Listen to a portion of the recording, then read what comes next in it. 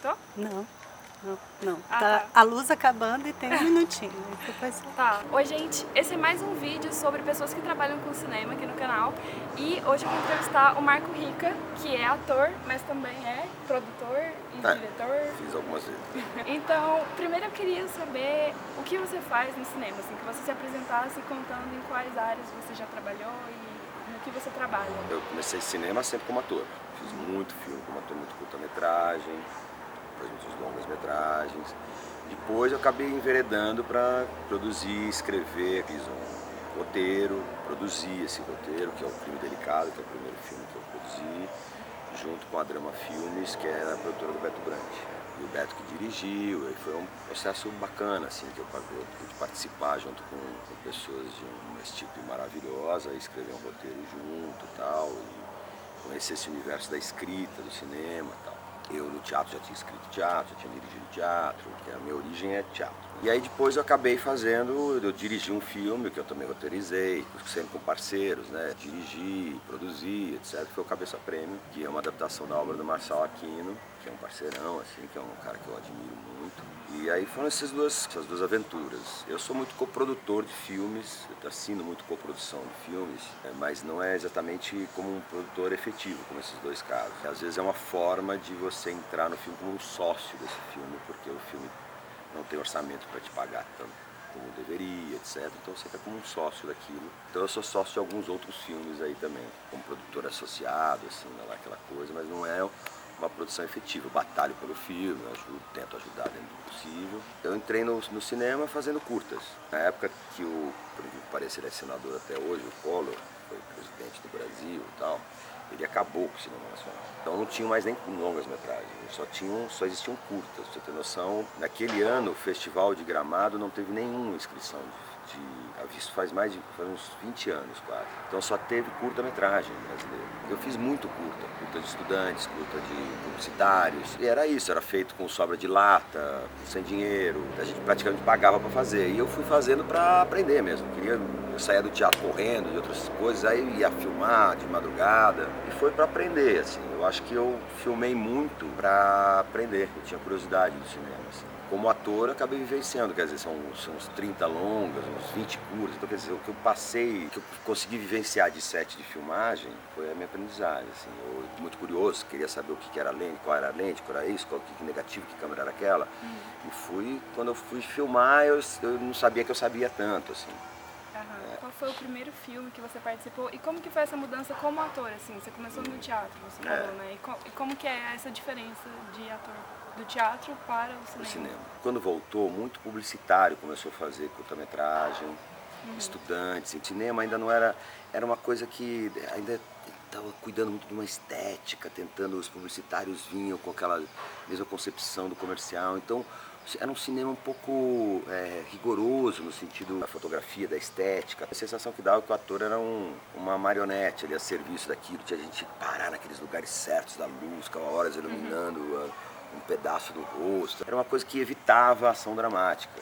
E aí a gente, como ator de teatro, a gente gosta da fábula, de contar a história, né? O mais importante, acho que para nós, é contar uma história, saber participar da credibilidade daquela história. Então isso para mim foi interessante pelo lado técnico, mas foi muito difícil. Aí depois, quando começaram os primeiros longas com diretores jovens, assim, foi onde eu consegui experimentar mesmo a ação como diretor. Eu fiz um curta-metragem que até foi bastante premiado, chamado Batman e Robin. Esse foi um dos primeiros filmes que eu fiz, do Ivo Branco. Esse sim tinha uma ação dramática, assim, dois atores dentro de um galpão, parecia muito um filme do Tarantino, assim. Depois o Tarantino fez aquele Cães de Aluguel dentro de um galpão. Era eu e um ator chamado André, grande diretor, inclusive, hoje, André Barros. Esse filme foi ali um processo muito interessante, bacana também, mas ao mesmo tempo muito rigoroso, com a questão da luz. Sempre filmando em 35, muitas vezes a gente filmava com câmeras que não eram nem blimpadas, o som não era direto, a gente dublava, o som era som guia, era uma câmera que ainda não tinha blimp, pra você ter noção, você ouvia aquele...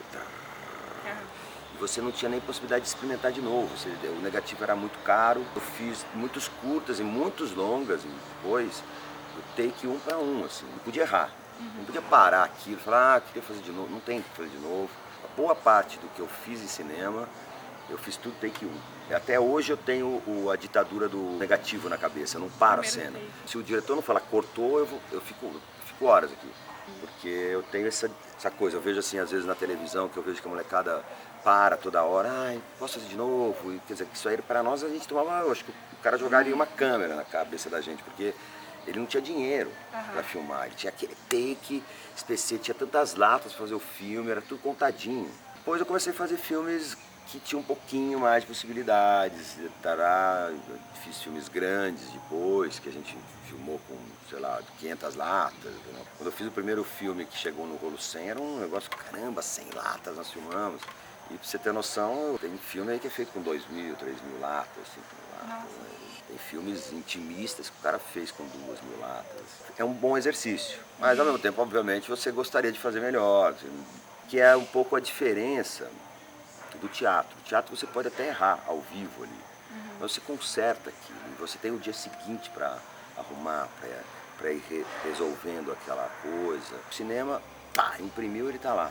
E é uma coisa que fica, né? Por incrível que pareça, ele fica. Passa em canais de televisão, passa não sei o quê. Não sei exatamente de quem é a frase, que é esse tipo, Canal Brasil, quem deve teme, né? Tem coisas que a gente faz aí que são ruins e vão passando a vida inteira. Você fala, meu Deus, passa de novo. O teatro ele é aquela experiência do dia. Quem estava lá, quem viu aquele espetáculo, quem viu aquele, viu aquele. Quem viu o dia seguinte, viu outro. O cinema não. Tanto que a sensação que eu tenho, eu não tenho muito prazer em lançar cinema, porque parece que eu estou morto lá. Eu não gosto de me ver junto com a plateia, eu não tenho esse prazer. Eu tenho, inclusive, muita vergonha. Porque parece que eu já não tem mais função nenhuma, entendeu? De estar ali. Normalmente você filma muito tempo antes, você não tem mais, você nem lembra o que você quer dizer com aquilo, o que era naquele momento. Eles então, demoram para ser lançados também. eu tenho filme, pra você ter noção, que eu protagonizei, fiquei anos filmando, que é o Chateau, que até hoje não lançou. Eu tinha, sei lá, faz 20 e poucos anos. Então, há 20 e poucos anos atrás, eu fiz um filme que provavelmente vai ser lançado. Como é que eu posso falar sobre ele agora? Não sei o que falar. Eu não lembro como é que eu fiz, eu não lembro por que eu fiz, eu não lembro nada. Então é uma aventura, e eu não tenho nem vontade de ver as coisas que eu faço. O cinema é uma experiência muito legal na feitura. Eu gosto do processo. Quando chega o fim, essa tentativa do lançamento, essa coisa de lá, das entrevistas, tudo para mim é a parte mais chata do mundo. Assim. Curioso. Porque assim, é a primeira vez que eu tô trabalhando, né, no longa. Eu tô na faculdade de cinema agora no primeiro semestre e pra mim tudo é muito novo. Então, quando eu conheci o set, eu também achei incrível e é muito intenso e é tudo muito corrido e ao mesmo tempo você conhece muita gente e sei lá, é tudo muito intenso. Mas eu ficava achando que quando eu visse o filme na tela ia ser uma sensação muito... Tudo bem que tipo, eu não estarei lá e tal, mas... Que ia ser uma sensação assim de, nossa, finalmente. Não, é fantástico, porque também você lançar um filme no Brasil é uma aventura. Fazer até ficou mais fácil, né? Hoje lançar, às vezes você lança, passa uma semana e acaba aquilo. Então lançar já é uma vitória. Então acho que você como equipe que está participando desse filme, você tem que ter muito orgulho de ter participado de um processo como esse, com profissionais desse calibre, são todos jovens, mas todos muito concentrados, muito envolvidos com a obra, né? Eu acho que o Fábio, nesse filme, trouxe uma equipe muito delicada, que é um filme também muito delicado, e que colabora com essa poesia necessária para o filme. Esse set, é o set menor que eu fiz, quase um set de curta-metragem, assim, de estudante.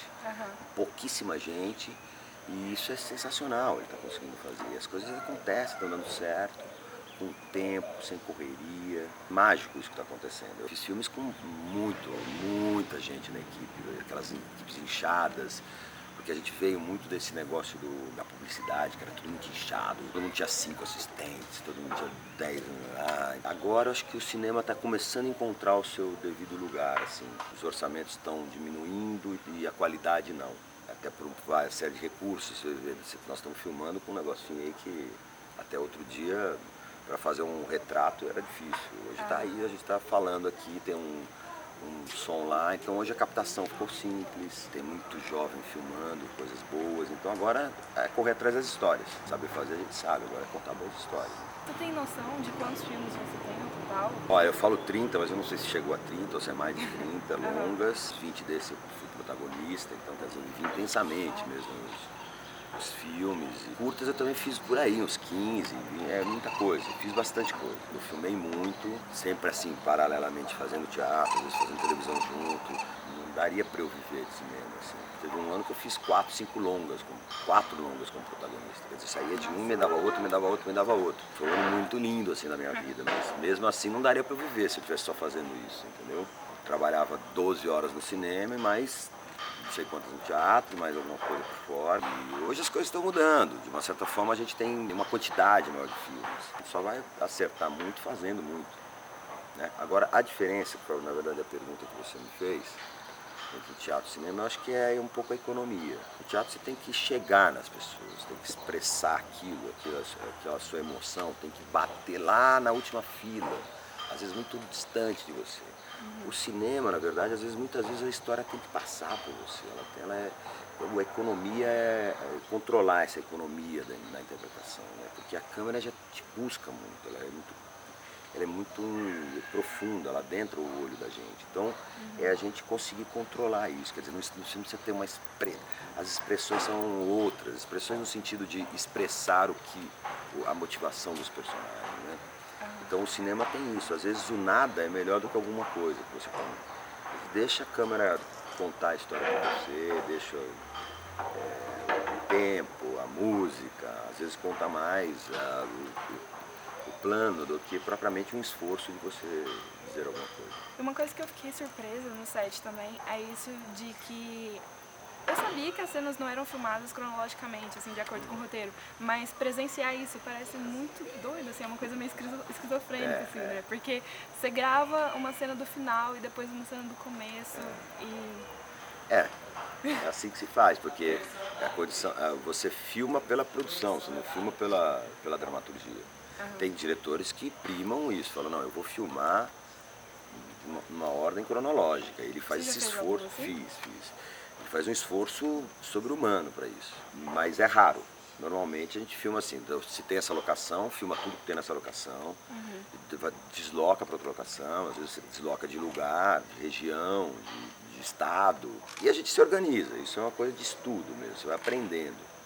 Você aprende a fazer o que a gente chama de continuidade, tanto o filme tem que fazer isso nos detalhes das coisas, como a gente tem que fazer uma continuidade emocional do personagem.